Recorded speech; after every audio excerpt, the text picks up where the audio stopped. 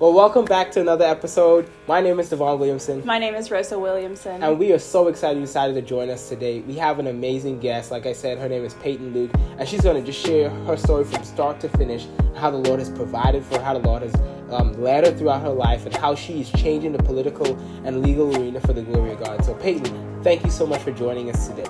Absolutely. Thank you for having me, guys. So, one thing we like to ask all of our guests, because they don't know you, but we do, who is Peyton? Who is Peyton? Wow, now that's a scary question. I'm just kidding. It's been definitely quite a journey. I actually grew up in Valley View, Texas, which is very North Texas, only about 25 minutes away from the Red River. So Oklahoma, I was a country girl. So although it was about an hour north of Dallas, I did live out in the country, but I was homeschooled. And then I ended up at Oral Roberts University, where I majored in convergence journalism. And I actually had the honor of also serving as student body president during my time and during the 50th anniversary, Order the Golden Eagle in the president's office. But ultimately, I just had the opportunity to really grow in my faith, grow in community, some of the incredible people I met, both of you being one of them. I was a senior. Rosa was actually on my floor her freshman year. It was great. Yeah. And then Devon, I met later on with leadership and OGE. So yeah, that was an incredible, incredible journey. With my major in journalism, that was actually a dream put on my heart by the Lord sophomore year of high school or so. I was divided between if I wanted to do nutrition and kinesiology actually, or media and broadcast. Yeah, this is the in-depth story. I don't know if you even know this part, Devon. No, I know. Yeah, and I was actually after church over at my friend Liberty Davidson's house, and we were making omelets for lunch, and we started brainstorming, and we started thinking about potential internships in the future. And again, we're sophomores in high school at this point. And I ended up looking up Fox News in New York City, and I go, I want to do that. Like, I can do that. And I hope someday. So everything I kind of, lined out, doing extracurriculars, doing my major for that ultimate, goal. And it's all up to the Lord. But between my junior and senior year, I had the opportunity to pursue my dreams and go to New York City, intern at Fox News. But that's where it gets interesting and where the Lord started to redirect my path. And I started becoming more interested in law. And I was like, wow, a lot of these anchors and attorneys are attorneys. And I just feel like I need more credibility. I want more education. I just became hungry for being the boots on the ground, being part of what was happening versus being a figurehead that's just talking about it. I didn't want to be someone that was talking about it. I would rather be behind the scenes making a difference. So that's really where everything started to transition for me. And now I'm actually, while I've been in the career field for about 6 years now, I'm working on my master's of jurisprudence. So that was a bit of a journey. I ended up not doing directly law school. I'm in full-time media and PR, actually, though, at a law firm, which is very unique. Wow. And so I work full-time, but then I also am going to school part-time for my master's of jurisprudence through Texas A&M School of Law. And so I'm combining that dream of media and law, and that's part of the story and the journey, too, of just the position and the opportunity that even exists at First Liberty Institute, where I work, because it is a law firm, the largest law firm in the nation, actually devoted entirely to defending religious liberty. We only do religious liberty cases, and we actually even have cases at the Supreme Court. So my role there is really unique. We can talk about that some more, but overall, it's just a testimony to the Lord, and it's not always a direct shot. So many people, when we graduate, we want to get that dream job. And actually, I had the golden ticket to Fox. The girl over the interns was actually from Texas, and I got to know her. And she's like, Peyton, when you graduate, let me know and apply for a job. I ended up never applying in New York City because I had a sinking feeling about it, and it's not where I needed to be. And I'm like, God, why are you changing these plans now? I'm about to graduate. I haven't even started studying for the LSAT. This is the opportunity I've been working so hard toward for like 5 years, and now we're changing the plan. And I just had to trust him. And now with where I am, although it's a little more unique and it was a little more of a serpentine path, I have so much peace with where I need to be, both in not only my professional life, but also my personal life.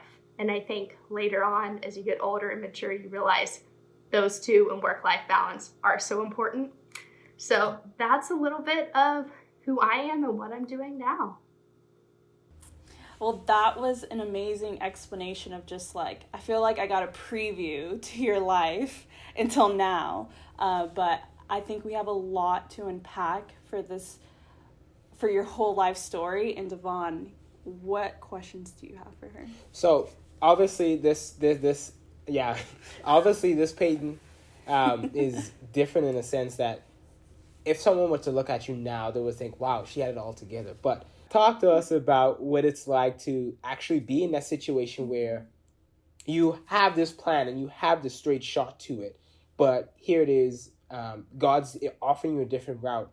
And the Bible talks about his ways are not our ways, his thoughts are not our thoughts. And so talk to us, like, give us the honest truth and the raw version of like what it was like to battle with your desires, your goals versus what you think the Lord is leading you to do. It was a struggle. It was not easy. And honestly, I still occasionally have second thoughts and wonderings. And I don't think that says that my faith is weak or anything either. Like, we're human. Sometimes we just think, did I miss it? Like, should I have done something else? But again, I go back to the peace, and there was just so much peace currently in the decision. But overall, I definitely struggled being like, am I hearing the Lord? Are these just my own thoughts? This is what everyone wants me to do, because everyone had said for so long, oh, Peyton, you would be great at the reporting. You should do anchoring. Or honestly, sometimes I still have family and friends now that will say, oh, I saw this reporter on the local news and I just thought that would be great. You should still do that. And it's hard because sometimes it counters what I know my current path is and needs to be, because sometimes you realize the gifts and the talents that the Lord has given you, but sometimes they become manifest in other ways, and he has other ways that he wants to utilize them. So one thing that I would say that through this journey, and kind of like the word that I really stand on, is faith grows in the unfamiliar places. So with that, it's like sometimes when we don't know the end result, it gives us the opportunity to trust, and we just have to humble ourselves that I don't know what's going on, and that is okay. I think whenever like we're graduating college and other things, people are like, I have to have everything laid out and I have to know what's going on all the time. No, you don't. Like, you don't necessarily have to have that 5-year plan, 10-year plan. Those are good things, and work and do your best to have those lined out, but leave the flexibility for the Lord to move and adjust. Just become that clay in his hands for what he has for you, because his plans are so much greater, so much better than what you could create for yourselves. And that also gives a lot of peace, because you know at the end of the day, this isn't in my hands, honestly.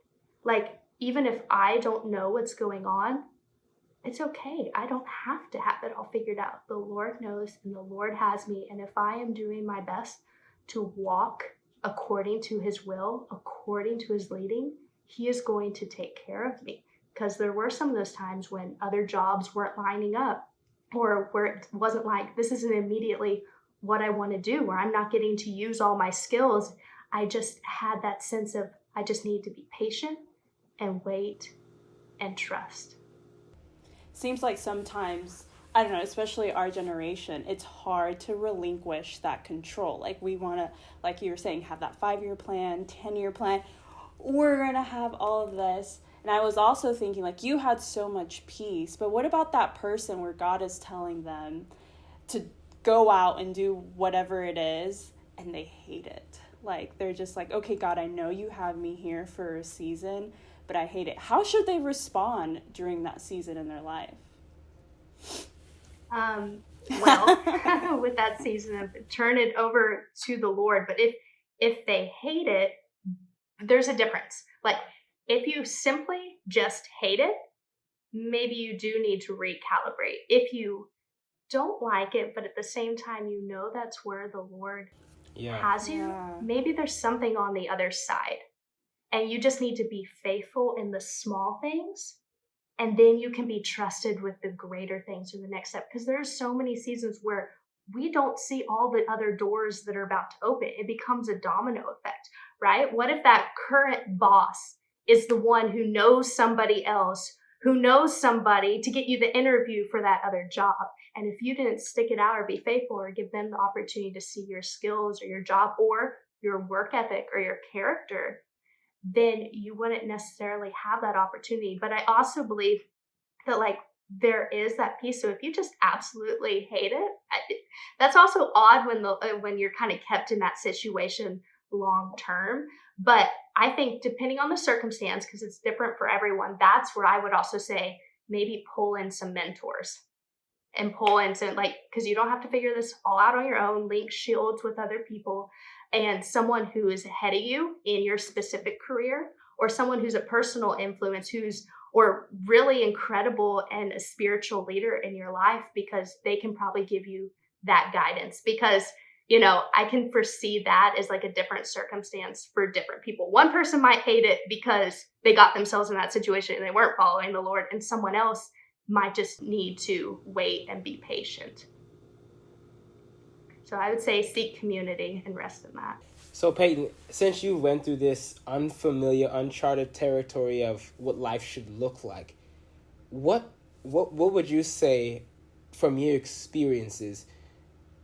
How should you navigate that in a sense? Because like you kind of preluded to, when you're trying to follow God and trust Him, there are going to come opportunities where, at the minute you say yes, there's a job offer here, or there's something here, and so yes, you've made that decision, but there's going to be things that look like gold, and they're going to try and attract you. But how do you keep focus on what you know the Lord has called you to do? There is a saying called that says, good is the enemy of best. And personally, I would argue that the Lord has the best interest in mind. However, we often come up with good ideas. So sometimes a lot of opportunities come up and they look good. But I actually read a book one time, and it's called The Best Yes. And it's a great Christian book, and I would suggest it to anyone who's actually going through seasons of making hard decisions. And how do you know when it's the Lord and when it's just you and all the things? And I love what the author Lisa ends up saying, talking about does this fit within my life in a practical sense? Does this fit spiritually? Do I have peace? Does this make sense with this? And she goes through these different categories. She explains it so much better and unpacks. It's a whole book. So obviously she's going to unpack it way better than I can explain it off the top of my head. And she unpacks it so beautifully that it goes back to the peace. Like it sounds basic, and it sounds like I return to this, but it's so true that there's peace in different areas of your life, like how it fits your spiritual health, how it works for your family. Sometimes there are seasons where it's hard, but oftentimes, like when it's the Lord, it just kind of becomes that puzzle piece that's missing. But I will also say there were seasons where it didn't make sense. It didn't make sense at all, and it felt like there was that little nudge. And I would say, actually, sometimes I had more the nudge of, it's not that this one is right and exactly what I need to do. I would say even with Fox and some of the other things, I had a sickening feeling. I had this sickening feeling I can't explain, that I was just like, I can't put my finger on it, but that's not where I need to be. And oftentimes I was able to almost say no to one thing before I could say yes to something else, because in my heart, I was just so unsettled. It's like, I want this, but it was like my flesh and my soul were battling. And I look back now, and if I had done that, I think I just would have been like chewed up and kind of spit out with some things. Like I would have excelled to where in other words, where I would have pushed myself and forced myself to do well. But internally, I think I would have been dry and drained. And I don't know if I would be the same person that you're talking to today. And so, Peyton, I know you talked to us about being in the political and the legal world. So I know when it comes to politics, I personally heard as a kid, Christians should not get into politics. You leave the politics to the politicians, and Christians stay in church. But I think that's the exact opposite after reading through scripture. We're supposed to invade every part of the world. And so what has that been like being a Christian and trying to combat the forces of especially the political climate today? Sure. Well, I'll actually bring to the forefront a case that we actually just had at the Supreme Court. We just had oral arguments 2 weeks ago or so on April 25th at the time of this recording and all. And we had oral arguments, and what it was around was a football coach that got fired for praying. And so I'm going to lead into kind of religious liberty. This is everyone's First Amendment in the United States, according to the Constitution. And we as Christians need to be prepared and know these things that are going on, because it will affect us in the future. And if it's not just our generation, it's the generation of our children and beyond. And so that's why it's important to stand up and fight when this comes up. And I think so many people underestimate their power and their voice. But when you hear the story of this coach, he was just a football coach in Bremerton, Washington State. And he was fired for saying a prayer of thankfulness after a football game on the 50-yard line. He knelt and prayed and gave thanks.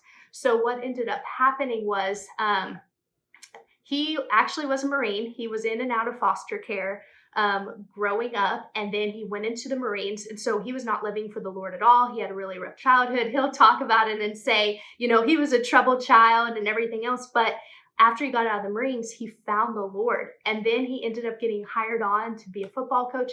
And he promised the Lord in a way of like, Lord, I'm going to give this to you. You have completely changed my life. Help me, to be the leader that I need to be for these boys.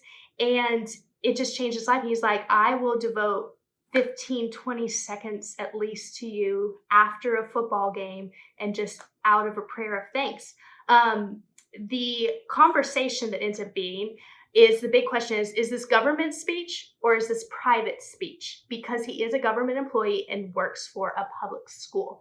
Some of the arguments are, could this include coercion? Because say he is in a position of power, say with the boys, to where they feel like, oh, if I pray with the coach, he's more likely to give me the opportunity to start or be on the starting team or otherwise. And overall, when you go in and look at the history, because that's the biggest thing, no one thought it would be this big of an issue, even for the justices in the Supreme Court. There are conflicting facts of the case that a lot of people aren't necessarily getting straight. And if people want to hear the exact facts, see the timeline, see videos and interviews, I encourage them to go to firstliberty.org and go down to cases and the Coach Kennedy case, or look up Coach Kennedy facts.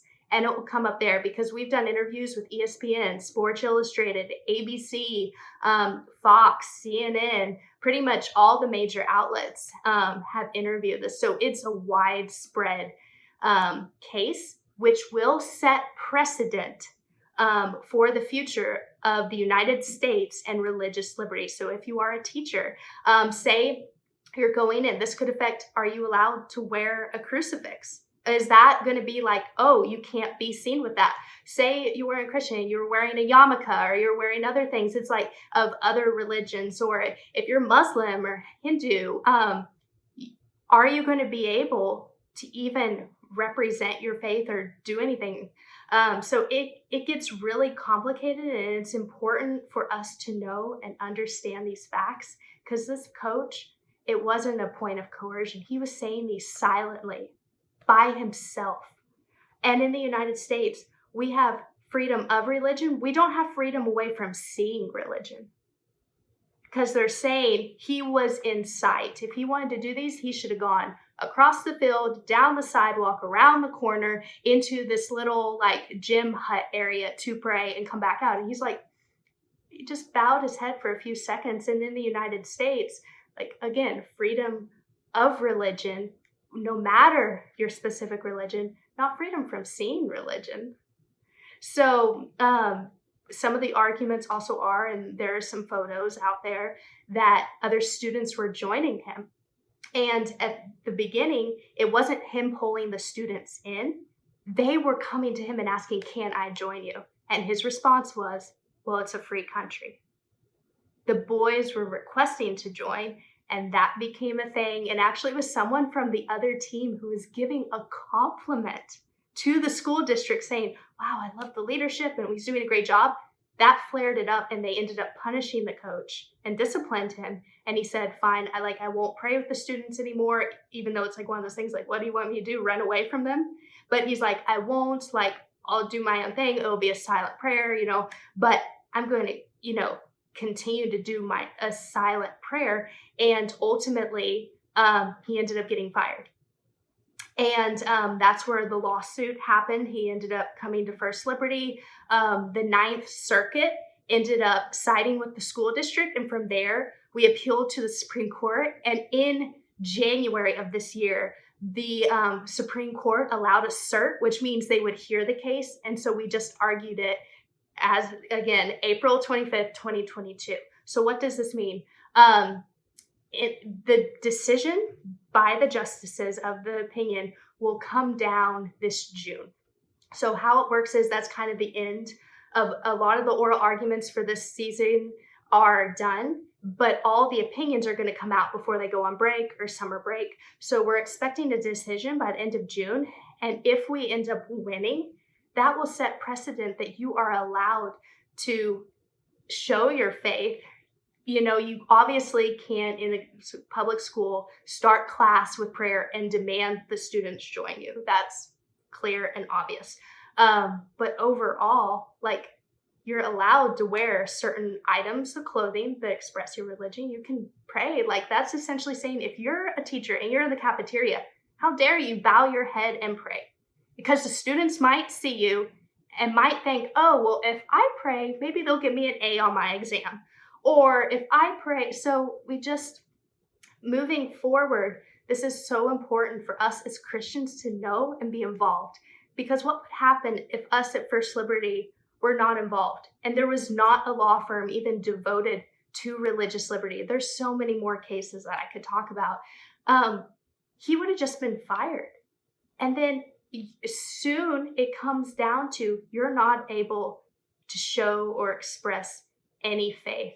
You must be hiding in your closet, in your home, and then it will become to you can only show any kind of faith pretty much in your own property. That's what it could come down to. So these are important precedents because as law works especially with the Supreme Court, when a case is decided in opinion, other cases that follow end up referring back to those cases and saying, hey, just like in this, here was the thought process, here were the arguments, and they end up citing it for the future cases. It's like, as the justices decided here, now, we're going to follow suit according to the Kennedy v. Bremerton case. So it follows precedent. So depending on what the Supreme Court decides, it will affect future religious liberty cases. Wow. Yeah. Go ahead. Okay. Do you think now with social media, we hear about Christians being persecuted, but now how has social media affected that, day and age right now? Sorry, could you repeat that one again? So we always, and we'll edit that part out. No, you're good. So how does social media affect persecution on Christians? Mm-hmm. Well, I think just like with anything, if you're a Christian and you're watching social media, you need to have discernment and you need to have wisdom with what you're, feeding yourself, what you're watching, and ultimately refer back to truth. So if I see something that is conflicting and not resonating with my spirit and some things, it's like I need to go before the Lord and be like, Lord, what do you say about this? Because I don't need to be so easily swayed by the world. I need to re-ground myself, re-encourage myself in the word and in the Lord. So that's one thing that I would say as Christians. And then I have a follow-up question. I'm Go, so no, sorry. Go for it. So, I mean, all of us, three of us went to ORU, and I mean, a lot of people say like, oh, ORU, it's in its own little bubble. Like, it's easy to profess our faith with other like-minded believers at ORU. Now, tell us about how, like, we should, as believers in the work field, I mean, your politics, PR, Devon's in banking, I'm in medical. And for our listeners who are watching, how should their voice, what should be their stance in these, I guess, scenarios, or how can we be a representation of Jesus in our everyday life and just intruding all these fields? Sure. Well, to answer your what you mentioned about ORU being a bubble, ORU is a bubble, and it's great to be in that environment, especially over college, when most people have very different college experiences. But I also believe that iron sharpens iron, and those are like those moments in training, in boot camp, like you're encouraging each other, you're inspiring each other. Like, it's an incredible time. You're getting filled with these awesome worship nights, and you're getting incredible education and insight from professors that are in your field, but also empowered by the Holy Spirit. So that's an incredible time. And so I don't downplay that at all. And like, I wish everyone could go through something like that, in fact. But I mean, when you get out in the world, you are a little more on your own. However, I would say stay connected with those you are close to at ORU, get grounded in a local church, have community, because we're never fully just on our own. I feel like that's kind of a lie of the enemy, that he likes to get us isolated. That's where so much danger happens, is when you get isolated and gets you on your own, and he makes you think you're the only one. So if you are the only believer in your workplace, stay in contact, call a friend, call a mentor, get grounded in Bible study at your local church, and stand your ground, and what you believe. And I think it's important to refer back to the testimonies of where you've seen the Lord move and make himself known in your life, because it becomes so real and evident and tangible for you. It's not just this fleeting theory in general. So stay rooted in community. You're not alone. That is a lie. And yeah, just keep the faith and push on. The Lord didn't say, and Paul didn't say, this was going to be easy. I'm persecuted, and things are coming at me from every side, but I'm choosing to trust in you, Lord. Struck down, but I'm not. Yeah. I love that you say that, because I think also a good reminder is that the Lord has called each one of us to that certain field, and we should be confident that we are there to be a light. And somehow, some way, whatever the gifts and talents that the Lord has given us, he's going to use us in that field. So just be confident in that. So I have a question. So Peyton, kind of share with us and all of our listeners that's viewing this, but kind of share with us and give us a little bit of insight as to how you've seen God's faithfulness in your life personally. What has he done? What doors have he opened? Like, kind of talk to us about our amazing and extraordinary God that you've seen and experienced personally. Yeah. You mentioning doors, that's one thing that I remember and know so well, because even like with deciding on Fox or law school instead of the master's program, it just felt like the door was so hard and locked. And it's like I was kind of tugging on and pushing on it in my own strength. And it wasn't necessarily, that wasn't the path I was supposed to take. And whenever it has been the Lord, the doors just fly open. To your question of how have I seen the Lord's faithfulness, is the opportunities and jobs the right spots have come to me. Like, so often I'm not even looking for them, and they become an opportunity or a side conversation. Or even with First Liberty Institute here, I was coming out of being a media director at a church. Actually, I was a media director all throughout quarantine and COVID, which is a whole nother story, during everything being fully online and shut down services. And that was a wild ride, being in ministry and media during quarantine and COVID-19, the height of the pandemic. But when I was needing to transition out of that, I was deciding to pursue law and my education more. I knew someone that worked at First Liberty Institute, the law firm, and they actually told me about it. And they were like, hey, I know you've done media and now you're doing law. Like, this would be perfect for you. And at the time, there was not a position open. And so the lady was like, oh, well, you know, the HR director was like, send me your resume. I'll keep it in mind. But we don't have anything at this time. And it's like, okay, well, that's great. Well, a couple months passed, and I was getting a little closer to a little more desperation of like, I am starting my law program. Like, I need a job to be able to pay for this. My master's program is starting in August. Here it is. Time is ticking. I need to move. I need to be able to afford an apartment on my own in this crazy housing market.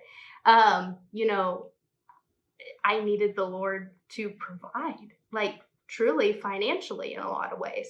And then for a while, and then I had a lot of people that were kind of getting antsy for me of like, oh, like, well, have you tried this? And have you tried that? And you need to get a job. And, you know, you had family, you know, of course, your parents, well-intending, are getting a little nervous that, you know, nothing's going to happen. And I finally just, again, had that circling back to peace of, I need to rest in this because I'm starting to strive. I'm starting to strive on my own and get so worked up. And I noticed that I hadn't really been pausing and being like, Lord, thank you for the ways you've provided for me in the past. Thank you for the ways that you have moved. Thank you for the opportunities and the situation you have me in right now. And I know you will take care of me moving forward. I don't know how that's going to happen. It might not be on my watch. It might not be on my time, but I know you're not going to be late. And so I need to believe for you. I ended up putting in for an apartment and committing to it and putting the deposit down. And around that August or so, because they weren't going to have any spots open, I was having to it wasn't even going to open until the next October. So I was like, this is where I feel like I'm supposed to live. So even that was like a faith step. I'm like, I don't know why, but this location just feels like where I need to be. And if I end up losing the deposit in the future, okay, that's not the worst thing, but I need to put in for this. This just feels right and where I need to be. I didn't have the job lined up yet, and I was already about to start academics. So I'm getting myself locked into tuition and locked into an apartment. Like, that was a little nerve-wracking, but I had to believe the Lord for it. And then, I kid you not, like, about a month later, so that was a little bit nervous. I was trying to find that other job. A whole month passes. It's only a month until my lease is going to be starting. I'm going to be moving. And the HR lady from First Liberty Institute calls me back and is like, Peyton, we now have a position, and I think this fits you perfectly. It's within media and PR, but technically, you're on the legal team. And I was like, because we're working with the attorneys that we read the briefs and we create the press releases for the everyday person to read. So it's kind of the translation between the lawyers and media and journalism.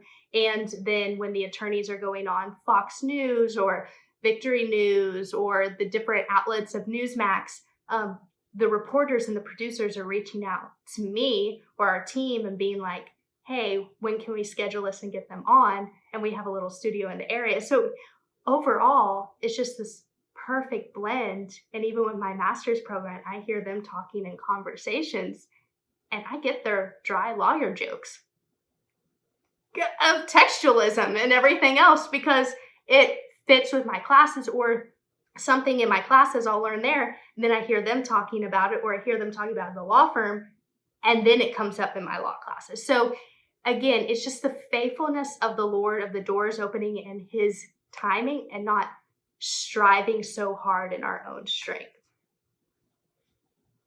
And so, Peyton, there's one question we always like to ask all of our guests. But looking back over your lifespan from start to finish, obviously you've had some experiences, you've had some encounters where you had to trust the Lord. But what's that one piece of advice that you would leave with someone that's listening to this episode? Maybe they might be in a similar situation where they're having to trust God for something that doesn't make sense. But what would you tell that person? What piece of advice would you leave them with so they can continue going forward? There are multiple things that I would say. Definitely the top one, kind of like we discussed earlier, is, faith grows in the unfamiliar places, and trust the process to the Lord. Walk in humility and be like, I don't know everything. And there's nothing wrong with that, because so often we're trying to prove ourselves. Like, I know what I'm doing, or I have this plan. And especially when people ask you.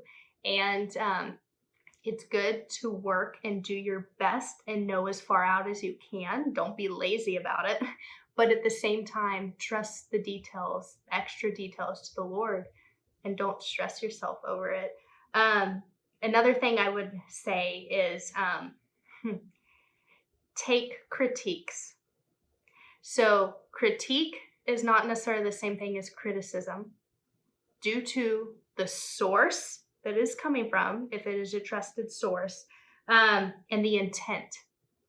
So this is how you grow. Like, say this is a boss, say this is a mentor. They can be honest and transparent with you.